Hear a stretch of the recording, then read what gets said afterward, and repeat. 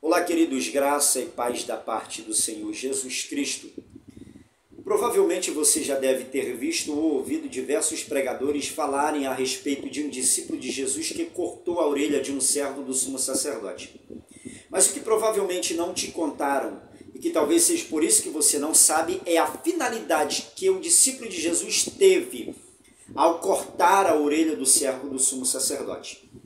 Mas através deste vídeo aqui você ficará sabendo e conhecendo qual foi a finalidade que o discípulo de Jesus teve ao cortar a orelha do servo do sumo sacerdote. Este fato ele foi registrado pelos 4 evangelistas. Mateus, Marcos, Lucas e João registram este mesmo fato. Este fato está registrado no Evangelho de Mateus, no capítulo 26, no versículo de número 51. Marcos registrou este mesmo fato no capítulo 14, no versículo de número 47 do seu Evangelho. Lucas registrou este mesmo fato no capítulo 22 e no versículo de número 50 do seu Evangelho.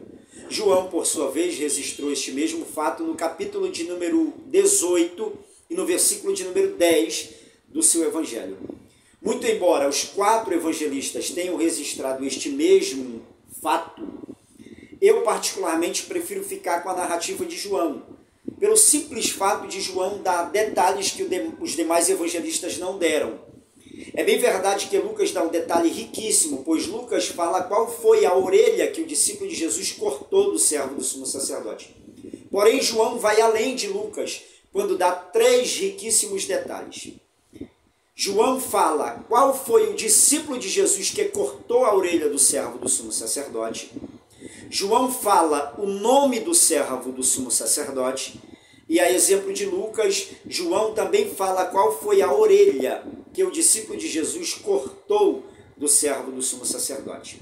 Mas antes, nós precisamos entender essa expressão servo. Os 4 evangelistas, ao se referirem sobre este homem, eles usam a mesma expressão, servo do sumo sacerdote. Mas, afinal de contas, o que é servo do sumo sacerdote? Essa expressão, servo do sumo sacerdote, não quer dizer que este homem era um funcionário do sumo sacerdote, um empregado do sumo sacerdote, não é nada disso. Essa expressão, servo do sumo sacerdote, remete a um aprendiz do sumo sacerdote, a alguém que era aluno do sumo sacerdote.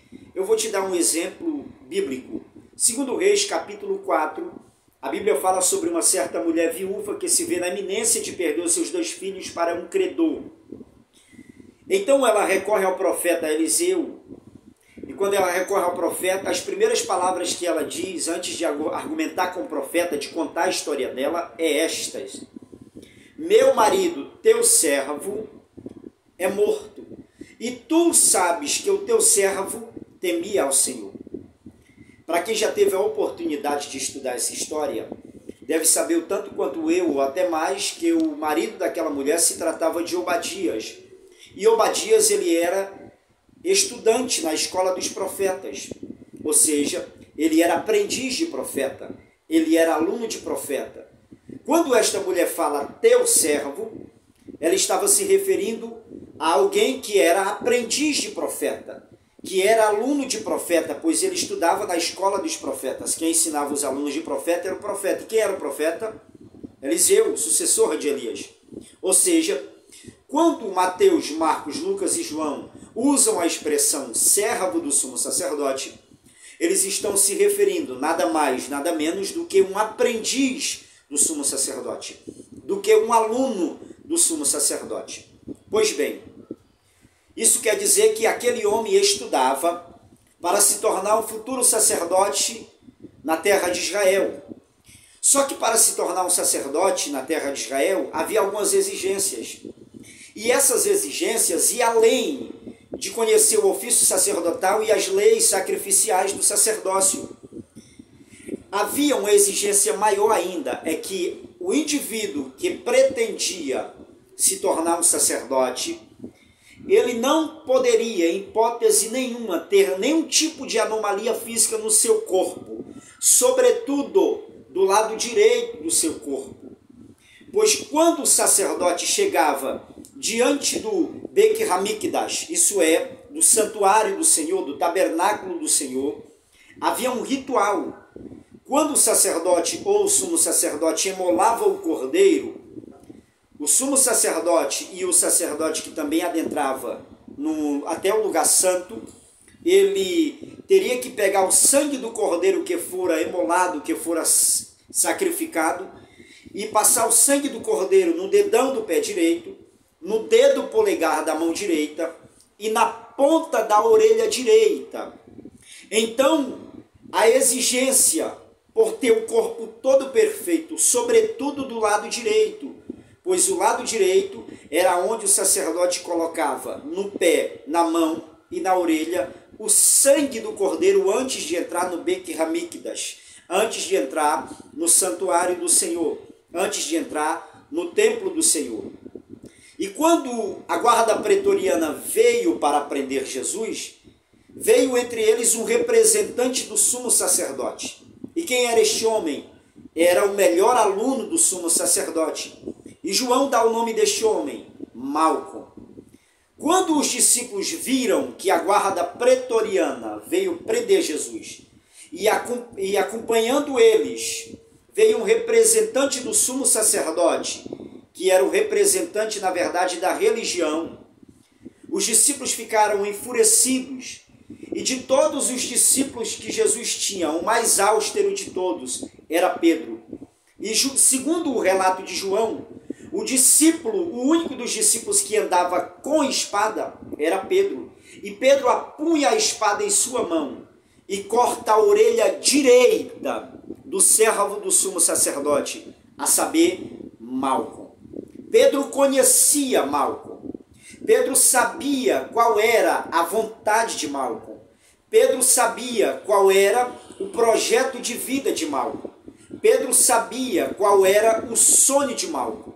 Se eu quero causar um mal para alguém, melhor do que matá-lo é causar sofrimento a este indivíduo.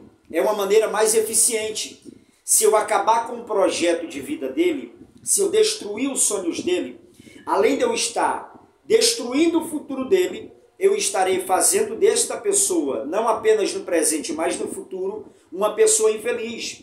Então, quando Pedro apunha a espada em sua mão e corta a orelha direita de Malco, do servo do sumo sacerdote, na verdade, Pedro não tentou matar, como muitos pregadores dizem, e como a maioria acredita, a finalidade de Pedro não foi matar o servo do sumo sacerdote. Muitos pregam dizendo que o golpe de Pedro foi aleatório e dizem que a finalidade de Pedro, a vontade de Pedro, melhor dito, era cortar o pescoço do servo do sumo sacerdote. Só que não. A finalidade de Pedro foi acabar com os sonhos daquele homem, pois Pedro sabia que o sonho dele era se tornar um futuro sacerdote na terra de Israel. Mas Pedro também conhecia as exigências para se tornar um sacerdote. E Pedro sabia que sem a orelha direita, Malco jamais poderia se tornar um futuro sacerdote. Então, entendemos aqui que a finalidade de Pedro não era matar Malco. A finalidade de Pedro era acabar com os sonhos de Malco. Era acabar com o projeto de vida do sumo sacerdote. Espero ter exaurido essa questão na sua mente. Espero que você tenha aprendido qual é o real significado desse texto. Mas eu encerro aqui com uma palavra profética. É que Pedro andava com Jesus, dormia com Jesus, vivia com Jesus. Mas alguém que vivia com Jesus, que andava, que caminhava ao lado de Jesus, foi o mesmo que usou a espada para cortar os sonhos de um homem que não andava com Jesus. Jesus está sendo preso pela guarda pretória e este homem que teve a orelha cortada por um discípulo de Jesus ajudou a prender Jesus. Jesus poderia ter deixado, só que não. Quando Jesus viu que Pedro cortou a orelha, e Jesus sabia, o sonho dele é ser sacerdote, Jesus sabia que Pedro estava, na verdade, colocando um ponto final nos sonhos de Malco. Mas o lindo é que Jesus pega a orelha de Malco do chão coloca e devolve em seu devido lugar.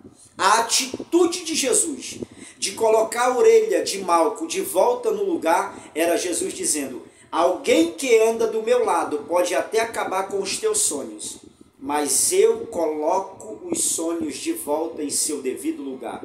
Eu restituo os teus sonhos. Aprendeu? Que Deus te abençoe, em nome de Jesus.